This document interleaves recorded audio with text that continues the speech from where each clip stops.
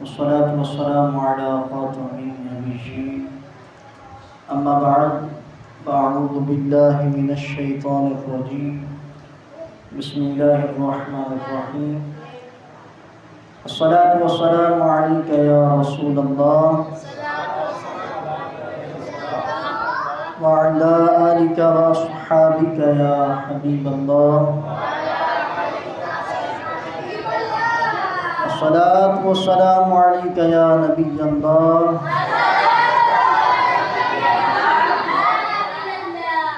وعلى آلك وأصحابك يا نور الله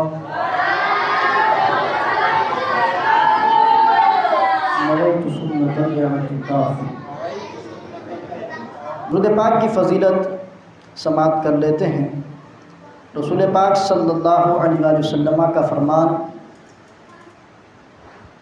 کہ من سرہ ان یلقى اللہ غدا راضیا، کہ جو شخص یہ چاہتا ہے کہ وہ اللہ سے اس حال میں ملے کہ رب اس سے راضی ہو، اللہ سے اس حال میں ملے کہ رب اس سے راضی ہو، تو اس کو کیا کرنا چاہیے؟ رسول اللہ علیہ السلام نے فرمایا کہ فَلْيُكَثِّرْ عَلَيَّ الصَّلَاةَ، تو اسے چاہیے کہ مجھ پر کثرت سے درود پڑھے۔ یعنی جو رب کو راضی دیکھنا چاہتا ہے اپنے آپ سے کہ میرا رب مجھ سے راضی ہو جائے، اور یقین مانیے کہ سب سے بڑی کامیابی ہے۔ اللہ اگر راضی ہو جاتا ہے تو اس سے بڑھ کر اور کیا چیز ہے؟ پوری دنیا راضی ہو، رب ناراض ہو تو ہلاکت ہی ہلاکت ہے، بربادی ہی بربادی ہے، جہنم ہی مقدر ہے۔ اور ساری دنیا بھلے ناراض ہوتی ہے، ہوتی چلی آئے، لیکن رب راضی ہونا چاہیے۔ اور رب کس طرح راضی ہوگا؟ ایک طریقہ ہمیں حدیث پاک میں مل گیا کہ من سرہ ان یلقى اللہ غدا راضیا، جو چاہتا ہے کہ کل بروز قیامت رب مجھ سے راضی ہو، تو اس کو کیا کرنا چاہیے؟ فَلْيُكَثِّرْ عَلَيَّ الصَّلَاةَ، تو اسے چاہیے کہ مجھ پر کثرت سے درود پاک پڑھے۔ تو آج کی بڑی رات کی نسبت سے ہم بھی نیت کرتے ہیں کہ درود پاک انشاءاللہ کثرت سے پڑھیں گے۔ اور مزے کی بات یہ ہے کہ شعبان معظم کا مہینہ ہے، قرآن پاک کے اندر درود پاک کی جو آیت نازل ہوئی ان اللہ وملائکتہ یصلون علی النبی، جس میں درود پاک کا حکم دیا گیا۔ اللہ کیا فرماتا ہے کہ بے شک اللہ اور اس کے فرشتے درود بھیجتے ہیں نبی صلی اللہ علیہ وسلم پر۔ یا ایھا الذین آمنوا صلوا علیہ وسلموا تسلیما، کہ اے ایمان والو تم بھی ان پر درود اور خوب سلام بھیجا کیا کرو۔ یہ حکم جو قرآن پاک میں نازل ہوا، علماء فرماتے ہیں یہ حکم بھی، یہ آیت بھی اسی مہینے میں نازل ہوئی ہے۔ تو کیسی زبردست حکایت ہے، اور کیسی زبردست جو ہے وہ مناسبت ہے کہ درود پاک کا مہینہ ہمیں نصیب ہے، اور ہم اس درود پاک کے مہینے میں اللہ کے گھر میں جمع ہیں برکتیں حاصل کرنے کے لیے۔ یہ بھی اپنے اپنے نصیب کی بات ہے کہ سارے ابھی تک گھروں میں بیٹھے ہیں، کچھ پٹاخے بھی پھوڑ رہے ہیں، یعنی آگ سے چھٹکارے کی رات۔ شب برات کا مطلب کیا ہے؟ جہنم سے آزادی، آگ سے چھٹکارا، براۃ من النار اس کو کہا گیا کہ آگ سے چھٹکارا۔ اب یہاں آگ سے چھٹکارا حاصل کیا جا رہا ہے، لوگ دعائیں کر رہے ہیں یا اللہ ہمیں عذاب جہنم سے نجات عطا فرما۔ اور یہاں کچھ ایسے نادان مسلمان کہ اپنے ہاتھ سے ہی آگ کو جو وہ پھاڑ رہے ہیں اور جو اس کا تماشا کر رہے ہیں۔ اور یہ بچے اگر کر رہے ہیں تو بچے کہاں سے کر رہے ہیں؟ بچے تو پیسے کہاں سے لائیں گے؟ والد نہیں دیے نا۔ تو اب وہ والدین غور کریں کہ جنہوں نے بچوں کو پٹاخے پھوڑنے کے لیے پیسے دیے کہ یہ لو اپنے ہاتھ سے آگ خریدو، اور جا کے جو ہے لوگ جو ہے مسجدوں میں دعائیں کر رہے ہوں گے یا اللہ ہمیں جو ہے وہ آگ سے جو ہے وہ نجات عطا فرما، اور تم اپنے ہاتھ سے یہ میں پیسے دے رہا ہوں، تم جا کے خریدو اور جو ہے وہ آگ کے اندر جو ہے وہ مستغرق ہی ہو جاؤ۔ تو لمحہ فکریہ ہے، غور کرنا چاہیے۔ درود پاک تمام احباب مل کر پڑھ لیتے ہیں برکت حاصل کرنے کے لیے، کوئی لوگ خاموش نہ ہو، مل کر تمام احباب درود پاک پڑھیں۔ صلو علی الحبیب صلی اللہ علی محمد صلی اللہ علیہ وسلم، صلاۃ و سلام علیک یا سیدی یا رسول اللہ۔ نبی پاک علیہ السلام کا فرمان افضل الاعمال النیۃ الصادقہ، سب سے افضل عمل یہ اچھی نیت ہے۔ پیارے بھائیو، ہر کام سے پہلے اچھی نیت کرنے کی عادت بنانی چاہیے کہ اچھی نیت بندے کو جنت میں داخل کر دیتی ہے۔ تو ابھی بیان سننا ہے تو اس سے پہلے بھی اچھی نیتیں کر لیجئے۔ علم سیکھنے کے لیے پورا بیان سنوں گا، باادب بیٹھوں گا اور دوران بیان سستی سے بچوں گا، اپنی اصلاح کے لیے بیان سنوں گا اور جو سنوں گا دوسروں تک پہنچانے کی بھی کوشش کروں گا۔ آپ جو ٹک لگا کے بیٹھا ہو اور سو رہا ہو، 50-50 چل رہا ہو، تو وہ کیا توجہ اس کی رہے گی اور کیا وہ بیان سنے گا؟ جو معذور ہیں یا جو بڑی عمر کے بزرگ ہیں ان کا تو مسئلہ الگ ہے، ان کے جسم کی ہڈیاں بھی درد کرتی ہیں، وہ بھلے ٹیک لگا کے بیٹھے کوئی مسئلہ نہیں، لیکن اگر جوان آدمی اور جو ابھی جوان بھی نہیں ہوا، جیسے بچے بیٹھے ہیں ٹیک لگا کے، یہ بھی اگر ٹیک لگا لیں تو پھر کس طرح جو ہے وہ چل پائے گا نظام؟ جوانی سے پہلے ہی ٹیک لگ گئی، آگے کیا حال ہوگا یہ تو اللہ ہی بہتر جانتا ہے۔ بہرحال توجہ کے ساتھ جو ہے وہ بیان میں شریک رہیں، انشاءاللہ برکتیں نصیب ہوں گی۔ شعبان المعظم اپنی برکتیں لٹا رہا ہے اور آج شب برات ہے۔ شب برات یعنی نجات کی رات، جہنم سے آزادی کی رات۔ یہ بہت برکتوں والی، عظمتوں والی رات ہے۔ اس رات اللہ پاک اپنے بندوں پر خصوصی رحم و کرم نازل فرماتا ہے، لاکھوں لاکھ گناہگاروں کی بخشش ہو جاتی ہے، اور شب برات دعاؤں کی قبولیت کی رات ہے۔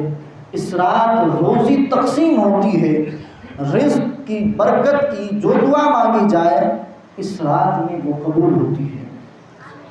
ہمارے پیارے آقا مکی مدنی مصطفیٰ صلی اللہ علیہ وسلم نے فرمایا کہ اللہ کریم 4 راتوں میں بھلائیوں کے دروازے کھول دیتا ہے۔ اس میں نمبر 1 بقرعید کی رات ہے، یعنی جو چاند رات ہوتی ہے، اگلے دن عید ہوتی ہے، یعنی یہ بقرعید والی 10 ذی الحج کی رات، اور عید الفطر کی رات یہ چاند رات ہوتی ہے، اور شعبان کی 15ویں رات یعنی آج شب برات کہ اس رات میں مرنے والوں کے نام، لوگوں کا رزق اور اس سال حج کرنے والوں کے نام لکھے جاتے ہیں۔ اور نمبر 4 عرفہ کی رات یعنی 9 ذی الحج کی رات۔ شعب الایمان میں حدیث پاک ہے، ہمارے پیارے آقا مولا مکی مدنی مصطفیٰ صلی اللہ علیہ وسلم نے فرمایا کہ 15 شعبان کی رات ایک پکارنے والا پکارتا ہے کوئی مغفرت چاہنے والا کہ میں اسے بخش دوں، ہے کوئی مانگنے والا کہ اسے عطا کر دوں، اور ہے کوئی مغفرت طلب کرنے والا کہ اس کی بخشش کر دوں، تو سب کو بخش دیتا ہے۔ بس بدکار عورت اور مشرک کے علاوہ جو بندہ بھی حاجت طلب کرتا ہے اس کی حاجت پوری کر دی جاتی ہے۔ ابن عساکر میں ہے کہ ایک مرتبہ شب برات کو فرشتوں کے سردار حضرت جبریل امین علیہ السلام بارگاہ رسالت میں حاضر ہوئے اور عرض کی، یا رسول اللہ صلی اللہ علیہ وسلم اٹھیے اور نماز ادا فرمائیے۔ یعنی یہ حدیث پاک ابن عساکر کی ہے اور جبریل امین حاضر ہوتے ہیں، نماز کا عرض کرتے ہیں۔ آج کل کچھ لوگوں کو عجیب قسم کی بیماری ہے، یعنی پہلے تو ہم نے یہ سنا تھا کہ شیطان نیکی کے کاموں سے روکتا ہے، لیکن آج کل کچھ انسانوں کی شکل میں بھی شیطان موجود ہے جو نیکی کے کاموں سے روکتے ہیں۔ شب برات کو لے لیجیے، اسی حوالے سے بھی سوشل میڈیا پر بہت سارا جو ہے وہ گند پھیلایا ہوا ہے لوگوں نے، اور کہا جا رہا ہے کہ کہیں سے ثابت نہیں ہے جی یہ شب برات جو ہے ہی نہیں، اس میں جو ہے نوافل نہیں ہے، یہ لوگوں نے ایسے بنایا ہوا ہے، یہ بدعت ہے، کہیں سے ثابت نہیں ہے۔ تو ایسے لوگوں کو درس عبرت حاصل کرنا چاہیے۔ میں آپ کے سامنے حدیث پاک پڑھ کر سنا رہا ہوں۔ کیا فرماتے ہیں ابن عساکر کی حدیث ہے کہ ایک مرتبہ شب برات کو فرشتوں کے سردار جبریل امین علیہ السلام حاضر خدمت ہوتے ہیں اور عرض کرتے ہیں کہ یا رسول اللہ اٹھیے اور نماز ادا فرمائیے۔ یعنی یہ کہتے ہیں کہ شب برات میں نماز ہے ہی نہیں، اور یہاں جبریل امین علیہ السلام کیا کہہ رہے ہیں کہ اٹھیے اور نماز ادا کیجیے، کہ یہ وہ رات ہے کہ جس میں رحمت کے 300 دروازے کھول دیے جاتے ہیں، اور اس رات میں اللہ پاک کے ساتھ شریک ٹھہرانے والوں اور آپس میں بغض و کینہ رکھنے والوں، شرابیوں اور بدکاروں کے علاوہ سب کی مغفرت کر دی جاتی ہے۔ یعنی یہ 4 قسم کے جو لوگ ہیں، ایک شرک کرنے والا، دوسرا وہ مسلمان جو آپس میں بغض رکھتے ہوں، دلوں میں میل ہو، اسی طرح جو شراب کے عادی ہیں، زنا کے عادی ہیں، ان کے علاوہ سب کی بخشش ہو جاتی ہے۔ رسول اللہ علیہ السلام جنت البقیع میں تشریف لے گئے اور سر مبارک سجدے میں رکھ کر دعا مانگی۔ کیا دعا مانگی ہے؟ ہم بھی مانگ لیتے ہیں، اعوذ بعفوک من عقابک واعوذ برضاک من سخطک واعوذ بک منک جل ثناؤک لا ابلغ الثناء علیک انت کما اثنیت علی نفسک۔ اے اللہ پاک، میں تیرے عذاب سے تیری معافی، تیری ناراضی سے تیری رضا اور تجھ سے تیری پناہ مانگتا ہوں۔ کہ اللہ کریم، تیری تعریف بلند ہے، میں تیری تعریف کا حق ادا نہیں کر سکتا، تیری حقیقی شان وہی ہے جو تو نے خود بیان فرمائی ہے۔ پھر رات کے چوتھے پہر حضرت جبریل امین علیہ السلام دوبارہ حاضر خدمت ہوتے ہیں اور عرض کرتے ہیں، یا رسول اللہ صلی اللہ علیہ وسلم، اپنا سر مبارک آسمان کی طرف اٹھائیے۔ اور پیارے آقا علیہ السلام سر مبارک کو آسمان کی طرف اٹھاتے ہیں تو دیکھا کہ رحمت کے دروازے کھلے ہوئے ہیں، ہر دروازے پر ایک فرشتہ اعلان کر رہا ہے۔ پہلے دروازے کا فرشتہ پکار رہا تھا کہ اس رات میں عبادت کرنے والوں کو مبارک ہو، اور دوسرے دروازے کا فرشتہ پکار رہا تھا کہ اس رات میں رکوع کرنے والوں کو مبارک ہو، اور تیسرے دروازے کا فرشتہ پکار رہا تھا، مبارک ہو اسے جو اس رات میں سجدہ کرے، اور چوتھے دروازے کا فرشتہ پکار رہا تھا کہ اس رات میں اپنے رب کریم سے دعا مانگنے والے کو مبارک ہو، اور پانچویں دروازے کا فرشتہ یوں پکار رہا تھا، صدا لگا رہا تھا کہ مبارک ہو اسے کہ جو اس رات میں اپنے رب کریم سے مناجات کرنے میں مصروف ہے، التجا کر رہا ہے، اپنی جو ہے حاجتیں پیش کر رہا ہے۔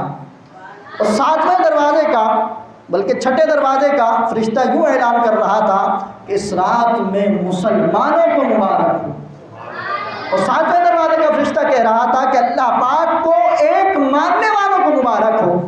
آٹھویں دروازے کا فرشتہ یوں پکار رہا تھا کہ کوئی توبہ کرنے والا ہے تو اس کی توبہ قبول کی جائے گی، اور نویں دروازے کا فرشتہ یوں اعلان کر رہا تھا کہ ہے کوئی مغفرت طلب کرنے والا کہ اس کی مغفرت کر دی جائے، اور دسویں دروازے کا فرشتہ اعلان کر رہا تھا کہ ہے کوئی مانگنے والا کہ اس کی دعا قبول کی جائے۔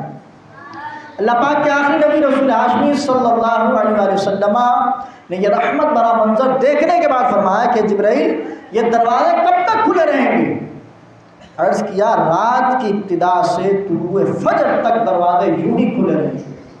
یعنی وہ احباب جو اب بھی گھروں میں ہیں، غفلت میں ہیں، عبادت میں نہیں ہیں، مسجد میں نہیں ہیں، تو ان کے لیے ٹائم باقی ہے، بھی صبح فجر تک یہ دروازے کھلے ہوئے ہیں۔ تو اگر ابھی تک توفیق نہیں ہوئی تو اب اگر توفیق ہو جاتی ہے تو اب اٹھ کر چل پڑیں اور شیطان کو ناکام و نامراد کرتے ہوئے اپنے رب حضور کے ہاں حاضر ہو جائیں اور ذکر و تلاوت میں مشغول ہوں، سر و سجود ہو جائیں، تاکہ اس رات کی برکتوں کا حصہ ان کو بھی نصیب ہو۔ امام سبکی رحمۃ اللہ علیہ فرماتے ہیں کہ شب جمعہ یعنی جمعرات اور جمعے کی درمیانی رات پورے ہفتے کے گناہوں کا کفارہ بنتی ہے، گناہوں کا کفارہ بنتی ہے، اور شب قدر زندگی بھر کے گناہوں کا کفارہ بنتی ہے۔ یعنی ان راتوں میں اللہ کی عبادت کرنا اور یاد الہی میں جاگ کر رات گزارنا یہ گناہوں کا کفارہ ہوتا ہے، تو اسی لیے ان راتوں کو کفارے کی راتیں بھی کہا جاتا ہے۔ تو پیارے اسلام بھائیو، شب برات عبادت کی رات ہے، یعنی آج کی رات کو دل سے غفلت کے پردے ہٹا کر اللہ کی یاد میں گزارنا یہ سعادت ہے۔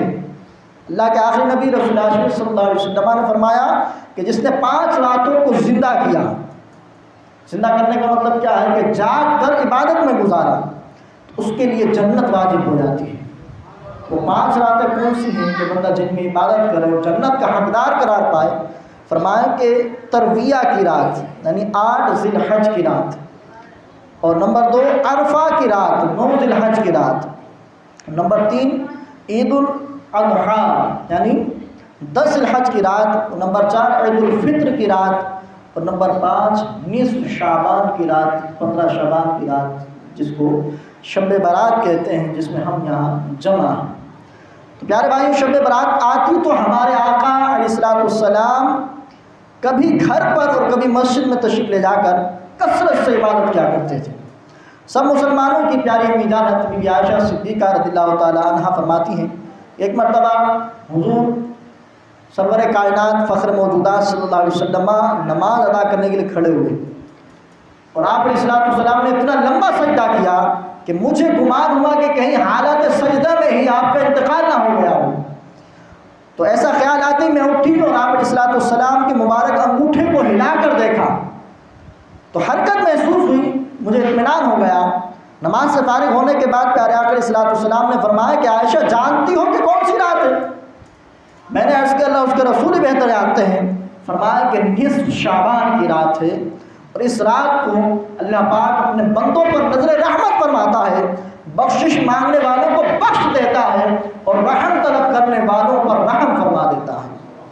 تو اسی طرح ایک مرتبہ شب برات آئی تو اللہ پاک کے آخری نبی رسول ہاشمی صلی اللہ علیہ وسلم ساری رات نماز پڑھتے رہے، یہاں تک کہ صبح ہو گئی۔ ام المؤمنین حضرت عائشہ صدیقہ رضی اللہ تعالیٰ عنہ فرماتی ہیں کہ ساری رات نماز پڑھتے رہنے کے سبب آپ علیہ السلام کے مبارک پاؤں سوج گئے تھے۔ چنانچہ میں نے آپ علیہ السلام کے پاؤں مبارک دبانے کی سعادت حاصل کی، اور کبھی ایسا بھی ہوتا کہ آپ علیہ السلام شب برات میں قبرستان تشریف لے آتے اور اپنی امت کے حق میں دعائیں کیا کرتے تھے۔ حدیث پاک میں آتا ہے کہ ایک مرتبہ رسول اللہ علیہ السلام شب برات کو جنت البقیع یعنی جو مدینہ شریف کا قبرستان ہے وہاں تشریف لے گئے، اور وہاں مسلمان مردوں، عورتوں اور شہیدوں کے لیے دعائیں مغفرت فرماتے رہے۔ نواسہ مصطفیٰ امام حسن مصطفیٰ رضی اللہ تعالیٰ عنہ کا معمول مبارک تھا کہ آپ شب برات کو 3 حصوں میں تقسیم فرماتے۔ رات کا ابتدائی حصہ اپنے نانا جان علیہ السلام پر درود پڑھتے، اور دوسرے حصے میں استغفار کرتے، اور تیسرے حصے میں نوافل ادا کیا کرتے تھے۔ آپ سے پوچھا گیا کہ ایسا کرنے کے لیے کوئی ثواب ہے؟ تو فرمایا کہ میں نے اپنے والد یعنی مسلمانوں کے چوتھے خلیفہ مولا علی کرم اللہ تعالیٰ وجہ الکریم سے سنا کہ رسول اللہ علیہ السلام نے فرمایا کہ جو نصف شعبان کی رات کو زندہ کرے، 15 شعبان کی رات کو زندہ کرے یعنی عبادت میں گزارے، وہ اللہ پاک کے مقرب بندوں کی فہرست میں لکھا جاتا ہے۔ تو پیارے اسلامی بھائیوں، ہم نے سنا کہ ہمارے بخشائے آقا مالک جنت قاسم نعمت صلی اللہ علیہ وسلم شب برات کو خوب عبادت کیا کرتے تھے، مگر افسوس کہ ہمارا حال بے حال ہے۔ ہم لوگ اس رات کو غفلت کی نیند میں یا فضولیات میں گزار دیتے ہیں۔ بعض لوگ تو گناہوں بھرے کاموں میں مصروف رہ کر نجات کی رات کو اللہ اس کے رسول کی نافرمانیوں میں گزارتے ہیں۔ اللہ پاک ہم سب کے گناہوں کو معاف فرمائے اور ہم سب کو گناہوں سے محفوظ فرمائے، اخلاص کے ساتھ دل لگا کر کثرت سے عبادت کرنے والا ہم سب کو بنا دے۔ یقین مانیے اللہ اور اس کے رسول کی نافرمانی دنیا اور آخرت میں ذلت کا سبب ہے۔ امام حسن بصری رحمۃ اللہ علیہ کیا خوب فرماتے ہیں کہ ابن آدم کہ تیری ہلاکت ہو، کیا تو اللہ پاک سے مقابلہ کرنا چاہتا ہے؟ ہاں، جس نے اللہ کی نافرمانی کی گویا اس نے اللہ سے جنگ کی ہے۔ اب بندہ گناہ کرتا چلا جائے تو اللہ سے جنگ تو یہی ہے، اور کیا ہے؟ رب فرماتا ہے کہ یہ کام کرنا ہے، تم نے بندہ کہا نہیں میں نے نہیں کرنا، بندے کو شیطان آگے لے بیکار ہے، تو بندہ شیطان کے کہنے پر نیکیوں سے معلوم ہوتا چلا جاتا ہے۔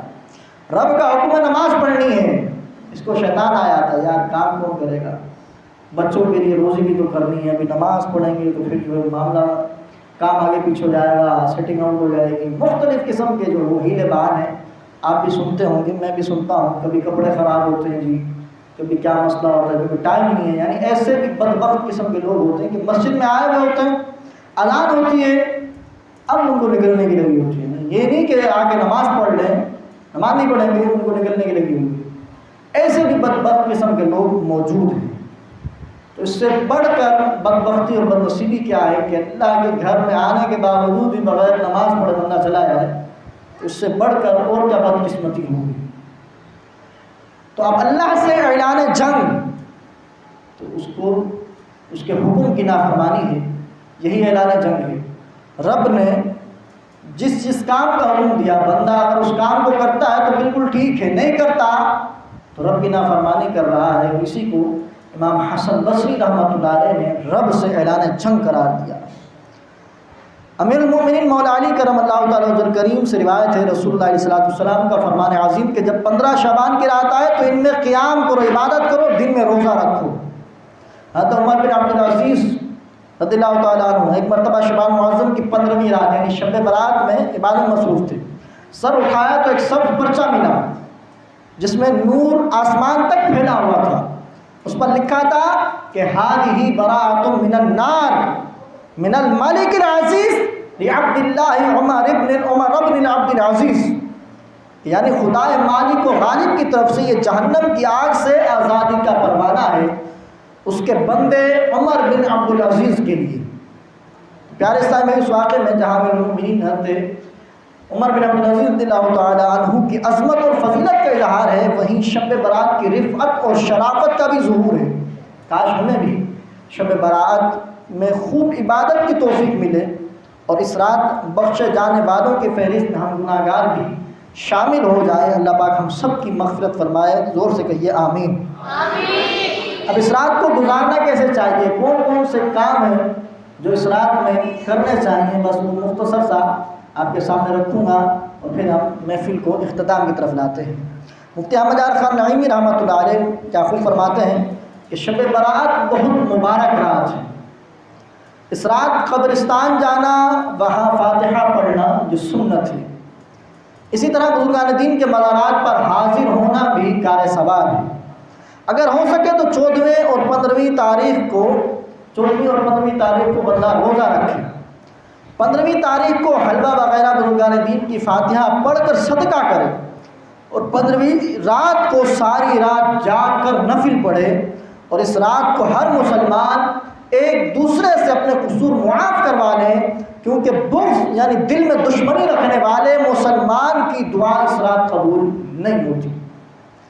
اگر تمام رات نہ جاگ سکے تو جس قدر ہو سکے عبادت کرے اور زیارت قبور کرے، قبرستان جائے۔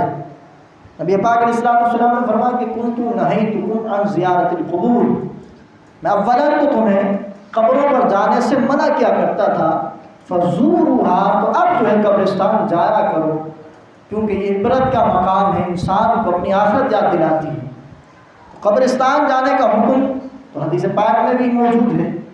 اس رات کو جانے کی فضیلت یوں بھی ہے کہ نبی پاک علیہ السلام 15 شعبان کی رات جنت البقیع میں گئے اور وہاں جو ہے وہ مسلمانوں کے لیے بخشش کی دعا مانگی، تو یوں بھی حدیث پاک سے بھی ثابت ہے، تو یہ جانا چاہیے اور فاتحہ بھی کرنی چاہیے۔ اور اگر اس رات کو 7 پتے بیری کے پانی میں جوش دے کر غسل کرے تو انشاءاللہ العزیز تمام سال جادو کے اثر سے محفوظ رہے گا۔ آج کل لوگوں کا یہ بھی بڑا مسئلہ جی، کسی نے عملیات کر دی ہیں، جادو کر دیا ہے، میرا کام نہیں چل رہا ہے، بالکل ٹھپ پڑا ہے، یہ پریشانی وہ پریشانی، کوئی نہ کوئی چکر ہے، تو یہ شیطانی وسوسے تو جلدی آ جاتے ہیں۔ تو اب جادو سے بچنا ہے تو آج کی رات ہے، اور آج کی رات یہ عمل کر لیں، 7 پتے بیری کے لے کے پانی میں ان کو جوش کے تھوڑا گرم کریں اور پھر اس پانی سے نہا لیں، انشاءاللہ پورا سال جادو کے اثر سے محفوظ رہیں گے۔ تو پیارے اسلام بھائیوں، شب برات میں اپنے ان پیاروں کو بھی یاد رکھا جائے جو اس دنیا سے رخصت ہو چکے ہیں۔ اپنے مرحومین کو یاد رکھنے اور اس کے ساتھ خیر خواہی کرنے کا طریقہ یہ ہے کہ اس رحمتوں اور مغفرتوں والی رات میں نیاز دلا کر ان کے لیے سارے ثواب کیا جائے۔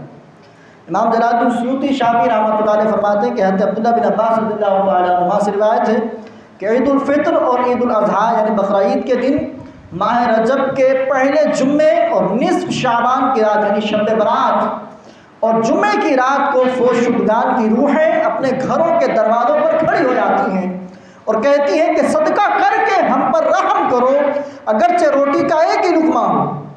اور اگر وہ کوئی چیز نہیں پاتی، یعنی کوئی ان کے لیے سارے ثواب ان کے گھر والے اگر نہیں کرتے تو کیا ہوتا ہے، وہ حسرت کے ساتھ واپس پلٹ جاتی ہیں، واپسی اپنے مقام پر چلی جاتی ہے۔ تو پیارے صاحب شب برات کو اصالہ ثواب بھی کرنا چاہیے، اپنے عزیزوں کو اس کا ثواب ضرور پہنچانا چاہیے تاکہ ان کی روحیں حسرت سے ہمارے گھروں سے واپس نہ پلٹ جائیں۔ شب برات کو اعمال نامے تبدیل ہوتے ہیں، لہٰذا اس رات کی برکتیں لوٹنے اور مغفرت اور بخشش کی خیرات پانے کے لیے بہتر ہے کہ شب برات آنے سے پہلے یہ کام کر لیے جائیں۔ یعنی آج تو آ چکی، اب بھی یہ کام ہو سکتے ہیں، اگلے سال آئے گی تو اگلے سال آنے سے پہلے یہ کام کر لیں کہ 14 شعبان معظم کی شام سورج ڈوبنے کے وقت چونکہ پچھلے سال کا اعمال نامہ لپیٹ دیا جاتا ہے، اس لیے بہتر ہے کہ شب برات آنے سے پہلے بندہ توبہ کر لے۔ حدیث پاک میں آتا ہے کہ التائب من الذنب کمن لا ذنب له، یعنی گناہوں سے توبہ کرنے والا ایسا ہے کہ جیسا اس نے گناہ کیا ہی نہ ہو۔ توبہ کرنے کے بہت فائدے ہیں، ان میں سے ایک بہترین فائدہ کیا ہے وہ میں آپ کے گوش گزار کرتا ہوں۔ اللہ تعالیٰ قرآن مجید فرقان حمید میں کیا فرماتا ہے، الا من تاب وآمن وعمل صالحا فاولئک یبدل اللہ سیئاتہم حسنات، کہ مگر جو توبہ کر لے اور ایمان لے آئے اور اچھے کام کرے تو ایسوں کی برائیوں کو اللہ نیکیوں سے بدل دے گا۔ تو معلوم ہوا کہ جو بندہ سچی توبہ کرے، اللہ اس کے رسول پر پختہ ایمان رکھے اور توبہ کے بعد گناہوں کی طرف واپس نہ جائے بلکہ نیکیاں کرتا رہے، اللہ کو راضی کرنے والے کاموں میں مصروف رہے، جو بندہ ایسا کرے گا انشاءاللہ کریم اللہ پاک اس کے گناہوں کو نیکیوں میں تبدیل فرما دے گا۔ غیب بتانے والے نبی رسول ہاشمی صلی اللہ علیہ وسلم نے فرمایا کہ روز قیامت ایک شخص بارگاہ الہی میں پیش کیا جائے گا، حکم ہوگا کہ اس کے صغیرہ گناہ اس پر پیش کرو، اسے دکھاؤ۔ چنانچہ ایک ایک کر کے اس کے گناہ اس کے سامنے پیش کیے جائیں گے، وہ ہر ایک کا اقرار کرتا جائے گا، یہ بھی مجھ سے ہوا اور وہ بھی مجھ سے ہوا، اور ڈرتا ہوگا کہ ابھی کبیرہ گناہوں کی باری ہے، یہ تو صغیرہ دکھائے جا رہے ہیں، کبیرہ بڑے گناہ ہوتے ہیں، صغیرہ چھوٹے گناہ ہوتے ہیں۔ جب چھوٹے چھوٹے گناہ دیکھ رہا ہوگا تو جو وہ ڈر بھی رہا ہوگا کہ کبیرہ میں میرا کیا بنے گا، تو اتنے میں حکم ہوگا کہ تیرے ہر گناہ کی جگہ ایک نیکی ہے۔ اب وہ پکارے گا مولا ابھی تو بہت بڑے بڑے گناہ ہیں جن کا ذکر ہی نہیں ہوا، مطلب یہ کہ پہلے تو ڈر رہا ہوگا کہ گناہوں پر پکڑ ہوگی، مگر جب اللہ کی رحمت دیکھے گا کہ گناہ نیکیوں میں بدل رہے ہیں تو چاہے گا کہ میرے سارے گناہ نیکیوں میں بدل جائیں، تو اس لیے پکارے گا مولا ابھی بڑے بڑے گناہوں کا تو ذکر ہی نہیں ہوا۔ سبحان اللہ، ہمارے رب کریم کی بے پناہ رحمتوں کی بھی کیا شان ہے کہ آج کے شب برات آنے سے پہلے بھی اور آج کی رات بھی ہمیں سچی توبہ کرنے کی توفیق مل جائے اور ہم اس میں کامیاب بھی ہو جائیں، اور پچھلے سال کا اعمال نامہ لپیٹا جائے تو اس میں ایک بھی گناہ باقی نہ ہو۔ سچی توبہ کی برکت سے گناہ مٹ جاتے ہیں۔